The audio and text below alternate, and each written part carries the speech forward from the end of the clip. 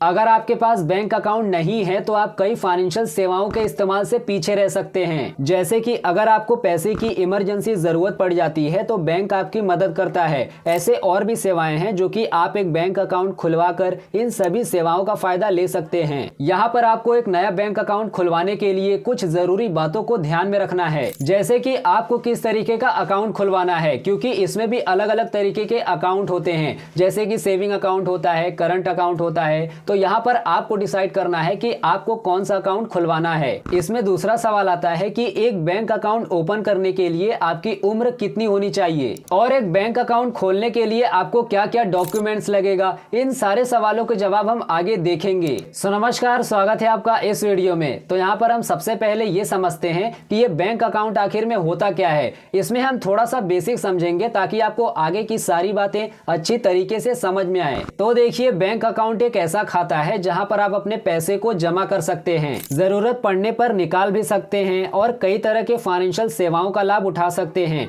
जैसे कि घर में आपका गुल्लक होता है, लेकिन बैंक में आपका पैसा सुरक्षित रहता है और आपको उस पर ब्याज भी मिलता है। अब यहाँ पर बात आती है कि एक बैंक अकाउंट खोलने से आपको किस तरीके का फायदा मिलता है। तो देखिए, इसमें आपका पैसा सुरक्षित रहता है, डिजिटल लेन देन की सुविधा मिलती है, लोन जैसी और भी सेवाएं लेना आसान हो जाता है और सेविंग पर भी ब्याज मिलता है। ये तो हो गया बेसिक। लेकिन अब बात आती है कि ये जो अकाउंट होता है ये कितने तरीके का होता है, जिसमें कि सबसे पहले आता है सेविंग अकाउंट। तो देखिए, सेविंग अकाउंट एक ऐसा बैंक खाता है जिसे आप अपनी सेविंग को सुरक्षित रखने के लिए और उस पर ब्याज कमाने के लिए खोलते हैं। ये आमतौर पर पर्सनल यूज के लिए होता है और आपके पैसे को सुरक्षित रखने के साथ साथ आप अपने पैसे को आसानी से कभी भी निकाल सकते हैं, इसकी भी सुविधा देता है। एग्जाम्पल के लिए, आप अपने घर पर गुल्लक में पैसे जमा करते हैं, जब भी जरूरत होती है तो आप उस गुल्लक से पैसे निकाल लेते हैं। लेकिन अगर आप वही पैसा बैंक में सेविंग अकाउंट में जमा करेंगे तो आपका पैसा सुरक्षित रहेगा। आपको उस पैसे पर हर महीने या फिर सालाना ब्याज मिलेगा और आप अपने पैसे को एटीएम या फिर ऑनलाइन ट्रांजैक्शन के जरिए निकाल सकते हैं। ये अकाउंट आपके रेगुलर सेविंग्स को बढ़ावा देता है। आपके खाते में जितना पैसा जमा होता है, बैंक आपको उस पर ब्याज देता है। एग्जाम्पल के लिए, अगर आपके खाते में 10,000 रुपए है और ब्याज दर 4% है तो साल के अंत में आपको 400 रुपया ब्याज मिलेगा। यहाँ पर आप अपने पैसे को एटीएम, चेकबुक या फिर ऑनलाइन बैंकिंग के जरिए कभी भी निकाल सकते हैं, या फिर मोबाइल ऐप और नेट बैंकिंग के जरिए आप अपने पैसे को ट्रांसफर कर सकते हैं। आप यहाँ पर जब अपना पैसा सेविंग अकाउंट में रखते हैं तो आप फालतू खर्चों से बचते हैं और कैश घर पर रखने से चोरी होने का डर बना रहता है। तो बजाय इसके पैसा बैंक में रखना सुरक्षित होता है। इसमें मिनिमम बैलेंस 500 रुपए से लेकर 5,000 रुपए तक हो सकता है, क्योंकि अलग अलग बैंक के हिसाब से अपना अपना रेट होता है। ये तो हो गया सेविंग अकाउंट। लेकिन अब हम बात करते हैं दूसरे अकाउंट के बारे में, जिसको बोलते हैं करंट अकाउंट। तो देखिए, करंट अकाउंट एक ऐसा खाता है जिसे ज्यादातर व्यापारियों, कंपनियों और व्यवसायों के लिए डिजाइन किया गया है। ये खाते बड़े लेन देन को बार बार करने और बिना किसी लिमिट के करने की सुविधा देता है। एग्जाम्पल के लिए ये मान लीजिए कि आपके पास एक बिजनेस है, ठीक है। आपको रोजाना अपने सामान के पेमेंट के लिए पैसे जमा करने और निकालने होते हैं। साथ ही आपको अपने सप्लायर को बड़े पैमाने पर पेमेंट करने की भी जरूरत होती है। इसके लिए सिर्फ सेविंग अकाउंट ही काफी नहीं होगा, क्योंकि उसमें लेन देन की लिमिट होती है। ऐसे में आप करंट अकाउंट खोलते हैं ताकि आप बिना किसी लिमिट के बार बार पैसे जमा कर सकें और निकाल सकें। इस खाते में पैसा जमा करने और निकालने की कोई लिमिट नहीं होती। व्यापार और बड़े लेन देन के लिए ये सबसे सुटेबल है। और यहाँ पर एक और बात ध्यान देना कि सेविंग अकाउंट की तरह करंट अकाउंट में जमा पैसे पर ब्याज नहीं मिलता। इसमें और एक सुविधा मिलता है, जिसमें क्या होता है कि अगर आपके बैंक अकाउंट में बहुत ज्यादा पैसे नहीं है पेमेंट करने के लिए, तो आप बैंक से उधार लेकर पेमेंट कर सकते हैं। इसे बोलते हैं ओवरड्राफ्ट। एग्जाम्पल के लिए, अगर आपको 50,000 रुपए का सप्लायर को पेमेंट करना है लेकिन खाते में सिर्फ 40,000 रुपए ही हैं,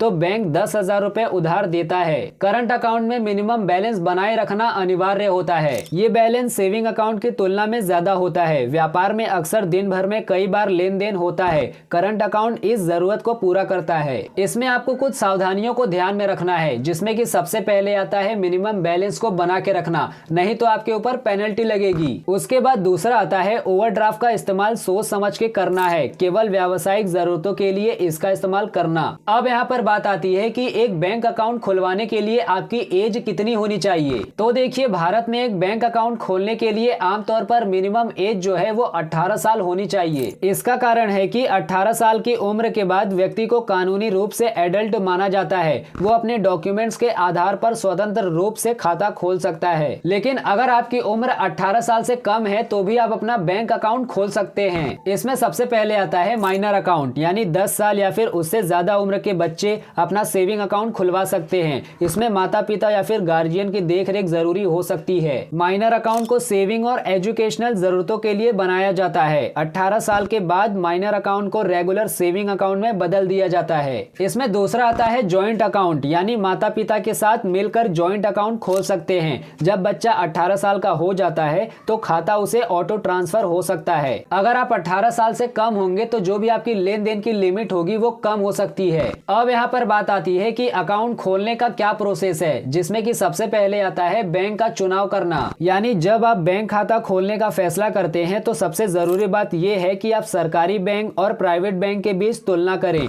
हर बैंक के अपने फायदे और कमियां होते हैं, इसे आपकी जरूरतों के हिसाब से चुनना चाहिए। इसमें हम सबसे पहले सरकारी बैंक के सुविधा को देखते हैं। जैसे कि अगर इसके फायदे को देखें तो सरकारी बैंक सरकार की गारंटी के कारण ये सुरक्षित और भरोसेमंद होते हैं। दूसरी बात आती है ग्रामीण और दूर दराज के इलाकों में भी सरकारी बैंकों की ब्रांचेस उपलब्ध होती हैं। तीसरा पॉइंट आता है कि मिनिमम बैलेंस की शर्तें आसान होती हैं। कई सरकारी बैंकों में जीरो बैलेंस अकाउंट भी मिलता है। और चौथा आता है एफडी और सेविंग अकाउंट पर ब्याज दर प्राइवेट बैंकों के मुकाबले थोड़ा कम हो सकता है। पांचवा आता है सरकारी बैंकों में जन धन योजना, स्कॉलरशिप, ट्रांसफर, पेंशन स्कीम जैसी और भी चीजें आसानी से अवेलेबल होती हैं। और अगर हम इसके कमियों की बात करें तो इसमें सबसे पहले आता है ग्राहकों के लिए लंबा इंतजार देखने को मिलता है। दूसरा आता है डिजिटल सेवाओं में कभी कभी टेक्निकल प्रॉब्लम होती है। और तीसरा आता है कस्टमर सर्विस की गति और क्वालिटी प्राइवेट बैंकों से कम हो सकता है। ये तो हो गई सरकारी बैंक के सुविधा और कमियों की बात। लेकिन अब हम बात करते हैं प्राइवेट कंपनियों की क्या सुविधा है। इसमें सबसे पहले आता है डिजिटल बैंकिंग, यानी UPI, net banking, mobile app, इन सारी चीजों में प्राइवेट बैंक सबसे आगे है। दूसरा आता है कस्टमर सर्विस तेज होता है और पर्सनल और ग्राहक केंद्रित सेवा भी होता है। तीसरा पॉइंट आता है कि कुछ प्राइवेट बैंक सेविंग अकाउंट और एफडी पर ज्यादा ब्याज देते हैं। और चौथा आता है कि क्रेडिट कार्ड, लोन, इंश्योरेंस जैसी चीजों में